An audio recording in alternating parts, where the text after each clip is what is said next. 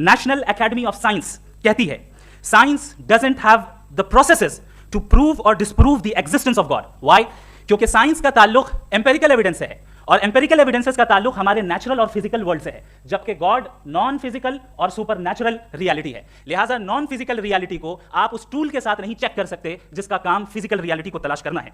लिहाजा आज इस डिबेट में गॉड की एग्जिस्टेंस को साबित करने या उसे डिनाई करने में साइंटिफिक एविडेंस को एक्सेप्ट नहीं किया जाएगा. दूसरा स्टैंडर्ड हो सकता है रेविलेशन, कि रेविलेशन के जरिए हम ये साबित करें कि गॉड एग्जिस्ट करता है या नहीं. लेकिन ये स्टैंडर्ड भी आज इररेलेवेंट है. क्यों? क्योंकि रेविलेशन मेरे नजदीक सोर्स ऑफ नॉलेज है, वैलिड सोर्स ऑफ नॉलेज है, लेकिन हमारे जावेद अख्तर साहब के नजदीक ये वैलिड सोर्स ऑफ नॉलेज नहीं है. लिहाजा आज की डिबेट में मैं एक भी एविडेंस किसी भी मजहबी स्क्रिप्चर से नहीं दूंगा ताकि जावेद अख्तर साहब के लिए वो अनएक्सेप्टेबल ना हो. तीसरा जो मेयार हो सकता है वो है ऑब्जर्वेशन, कि भाई कोई कहे कि हमें खुदा दिखाओ, अगर है तो दिखाओ, या ये कि खुदा के एग्जिस्टेंस पर एम्पेरिकल एविडेंस दो, तो ये है दर हकीकत गलत टूल का इस्तेमाल करना. ये ऐसा ही है कि जावेद साहब मुझसे ये मुतालबा करें कि मुफ्ती साहब आप मेटल डिटेक्टर के जरिए प्लास्टिक डिटेक्ट करके दिखाएं.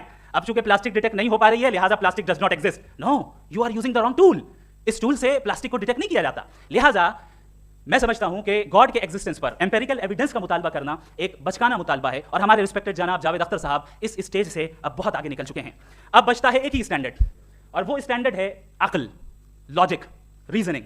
और यही वो स्टैंडर्ड है जिसके तहत गॉड के एग्जिस्टेंस को साबित किया जाएगा या गॉड की एग्जिस्टेंस को डिनाई किया जाएगा. लेकिन चूंकि ये बहुत इंपॉर्टेंट और सेंसिटिव टॉपिक है, इसलिए लॉजिकल आर्ग्यूमेंट भी ऐसा होना चाहिए जो डेफिनेटिव हो, इनडेफिनेटिव ना हो, जो 2 और 2 4 की तरह बिल्कुल वाजे हो, जिसे लॉजिकली रिजेक्ट करना पॉसिबल नहीं हो. फॉर एग्जाम्पल हम कहें हमारे रिस्पेक्टेड मिस्टर सौरभ साहब, ये एक इंसान है और तमाम इंसान कॉन्शियस बीइंग है. लिहाजा नतीजा क्या निकला? हमारे सौरभ साहब भी कॉन्शियस बीइंग है. क्या ये इंडेफिनेट आर्गुमेंट है या डेफिनेट आर्गुमेंट है? ये डेफिनेट आर्गुमेंट है. ये 2 और 2 की तरह वाजे है. इसमें किसी तरह जो है लॉजिकली इसको रिजेक्ट नहीं किया जा सकता. तो अगर आज हमारे जावेद अख्तर साहब ऐसी कोई अकली दलील और लॉजिकल एविडेंस दें खुदा के ना होने पर जो डेफिनेट भी हो, तो मैं ये ऐलान करता हूं कि यकीनन मैं उस एविडेंस को कबूल करूंगा और उस पर गौर करूंगा. लेकिन साथ में ये भी ऐलान कर देता हूं प्रेडिक्शन के तौर पर कि ऐसा कोई डेफिनेट आर्गुमेंट कोई नहीं पेश कर सकता. दलील हम देंगे और डेफिनेटिव दलील देंगे, लॉजिकल दलील देंगे, ऐसी दलील देंगे जो